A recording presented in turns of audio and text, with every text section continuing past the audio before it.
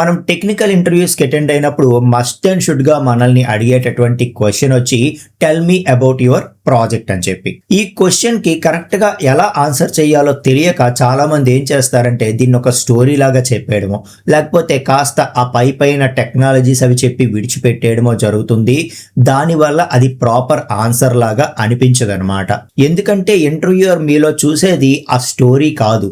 So ఆ project లో మీరు ఏం చేశారు, మీ యొక్క రోల్ ఏంటి మెయిన్ అనేదన్నమాట. ఈ వీడియోలో నేను దీనికి 2 minutes లో ఎలా పర్ఫెక్ట్ ఆన్సర్ ఇవ్వాలో నేను మీకు చెప్తాను. ఒకవేళ మీకు వాళ్ళు ఎక్కువ టైం ఇచ్చారనుకోండి, దాని ప్రకారం దీన్ని ప్రపోర్షనేట్ చేస్తూ మీరు టైం అనేది డివైడ్ చేసుకోండి. ఓకేనా? సో జనరల్గా దీనికి ఆన్సర్ చెప్పేటప్పుడు 4 మాడ్యూల్స్గా దీన్ని డివైడ్ చేస్తూ మనం ఎక్స్ప్లెయిన్ చేసామనుకోండి పర్ఫెక్ట్గా ఉంటుంది. సో దీన్ని జనరల్గా స్టార్ ఫార్మేట్ అని కూడా అంటూ ఉంటారు. సో ఒక 2 minutes టైం తీసుకుంటే అందులో ఫస్ట్ 20 seconds అనేది మీ యొక్క ప్రాజెక్ట్ ఓవర్వ్యూ చెప్పడానికి మీరు యూజ్ చేయాలి. ఆ నెక్స్ట్ 20 seconds టెక్ స్టాక్ ఏదైతే యూజ్ చేస్తున్నారో దాని గురించి, అలాగే ఆర్కిటెక్చర్ గురించి చెప్పాలి. ఇక నెక్స్ట్ 60 seconds అంటే 1 minute, నెక్స్ట్ 1 minute కూడా మీ యొక్క రోల్ అండ్ కంట్రిబ్యూషన్ ఏంటి అనేది చెప్పాల్సి ఉంటుంది. లాస్ట్ 20 seconds ఈ ప్రాజెక్ట్ లో ఛాలెంజెస్ అలాగే దీని యొక్క ఇంపాక్ట్ దీని గురించి చెప్పాల్సి ఉంటుంది.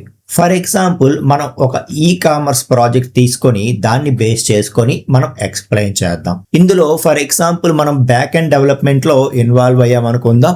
సో ఫస్ట్ 20 seconds ఏదైతే ప్రాజెక్ట్ ఓవర్వ్యూ అని చెప్పానో, సో దీన్ని ఎలా ఎక్స్ప్లెయిన్ చేయవలసి ఉంటుందంటే, సో ఆ ప్రాజెక్ట్ లో మీ యొక్క రోల్ ఏంటి అన్నది ఇంపార్టెంట్ అనమాట. ఎప్పుడూ కూడా ఇంటర్వ్యూలో వి అవర్ అనేటటువంటివి చెప్పొద్దు. ఓకే, సో ఐ గాని మై గాని అంటే మనం, నా యొక్క, నేను ఇది చేశాను అన్నది చెప్పడమే ఇంపార్టెంట్ అనమాట. సో ఈవెన్ ఇంటర్వ్యూయర్ కూడా మన నుండి చూసేది అదే. ఓకే, సో కాబట్టి మనం ఎలా చెప్పాల్సి ఉంటుందంటే I worked on so and so module. For example, I worked on order management system for an e-commerce platform. The primary objective of this module was to seamlessly track the entire order life cycle from the moment a user places an order until it is successfully delivered అని చెప్పి, అంటే so ఇక్కడ clear గా మనం ఏం చెప్తున్నాము అంటే ఒక యూజర్ ఆర్డర్ పెట్టే దగ్గర నుండి అతనికి ఆ ప్రోడక్ట్ డెలివరీ అయ్యేంత వరకు ప్రతిదీ నేనే చూశాను. ఈ బ్యాక్ ఎండ్ ఈ పార్ట్ ఏదైతే ఉందో ఇది నేను డెవలప్ చేశాను అని చెప్పి చాలా క్లియర్ గా చెప్తున్నాము. సో దానివల్ల ఏమవుతుందంటే, సో అతనికి కావాల్సింది కూడా, అక్కడ ఇంటర్వ్యూయర్కి కావాల్సింది కూడా అదే అనమాట. సో టోటల్ ప్రాజెక్ట్ లో ఫ్రంట్ ఎండ్ ఉంటుంది, ఇంకా ఏపీఐస్ డెవలప్మెంట్ ఉంటుంది, ఇంకా చాలా చాలా ఉంటుంది కదా. సో ఇదంతా కాదు, ఇతని యొక్క రోల్ ఏంటి అన్నది మాత్రమే చూస్తారు. నేను ఇది చేశాను అని చెప్పి ఎప్పుడైతే మనం చెప్తామో అది పర్ఫెక్ట్ ఆన్సర్ అవుతుంది అనమాట. సో ఆ విధంగా ఫస్ట్ 20 seconds లో మనం ప్రాజెక్ట్ ఓవర్వ్యూ గురించి చెప్తాం. సో ఇక నెక్స్ట్ ఏదైతే మనం టెక్ స్టాక్ గురించి అలాగే ఆర్కిటెక్చర్ గురించి నెక్స్ట్ 20 seconds కేటాయించుకున్నాం కదా, అది ఏ విధంగా చెప్పాలంటే, ఇది చెప్పేటప్పుడు కేవలం టెక్నాలజీస్ మెన్షన్ చేసేయడం ఇక్కడ ఇంపార్టెంట్ కాదనమాట. సో మనం ఏ టెక్నాలజీ దేనికోసం చేశామో ఆ టెక్నాలజీ ప్లస్ దాని పర్పస్ రెండు కలిపి మనం చెప్తూ ఉండాలి. For example, the platform was built using a micro services architecture to ensure scalability. So ఇక్కడ మైక్రో సర్వీసెస్ ఆర్కిటెక్చర్ యూజ్ చేశాను దేనికోసము, స్కేలబిలిటీ కోసము. అలాగా మనం టెక్నాలజీ ప్లస్ దానితో పాటు పర్పస్, అది ఏ పర్పస్ కి యూజ్ చేసామో ప్రతిదీ మనం చెప్పవలసి ఉంటుంది అని చెప్పి చెప్తున్నాను. అలాగే మనం ఇంకేం చెప్తాము, ఇందులో టెక్ స్టాక్ ఏమేమి ఇంక్లూడ్ అయిందో కూడా చెప్పాలి కదా. So for my module the primary tech stock included Java and spring boot for backend, MySQL for the database, and Apache Kafka for asynchronous messaging between services. So ఇక్కడ కేవలం మనం technologies list చెప్పేసి వదిలేయకూడదు. For example Java, spring boot ఇవి వాడాను అని చెప్పి వదిలేయకూడదు. So ఇది దీనికోసం వాడాను, ఇది దీనికోసం వాడాను అని చెప్పి టెక్నాలజీ ప్లస్ దాని యొక్క పర్పస్, ఈ రెండింటి కాంబినేషనే మనకి ఇక్కడ పర్ఫెక్ట్ ఆన్సర్ అవుతుంది అని చెప్తున్నాను అనమాట. ఓకే, ఇక నెక్స్ట్ 60 సెకండ్స్ కూడా మన రోల్ ఏంటి అన్నది బాగా చెప్పాలి. మన రోల్ అండ్ మన కంట్రిబ్యూషన్ ఏంటి ఈ టోటల్ ప్రాజెక్ట్ లో అన్నది మనం చెప్పాలి. అది ఎలా చెప్తామంటే మన మెయిన్ రెస్పాన్సిబిలిటీ ఏంటి, మనం ఏం చేసాము అన్నది ఇక్కడ స్ట్రెస్ చేయడం. సో ఫర్ ఎగ్జాంపుల్ ఎలా చెప్తాము, in this project I primarily responsible for developing and maintaining the checkout and payment APIs.